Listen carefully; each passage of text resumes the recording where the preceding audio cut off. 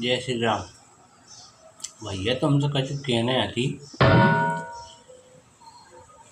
अब ये देख लो कितने बढ़िया बैठी छुट मार पोटरिया से बोल नहीं रही तुम्हारे मारे तुम्हारे आगे नहीं बोल पा जा अकेले में मुँह खा जाता इतना बोलत अब तुम्हारे सामने के तो बोलत नहीं बने मुँह शर्म लगते ही तुम्हारे सामने शर्म खाते और अकेले में बड़ा बड़ा करते क्यों कछु बोलो बोल बोल बता इनके सामने बोल तुम अकेले में लो देखो भैया ये तुम्हारे सामने कछु नहीं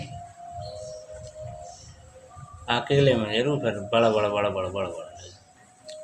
तो समझा भैया तुम और कि कैमरा के सामने ही बोलना चाहिए शर्म नहीं खाने चाहिए। जय श्री राम।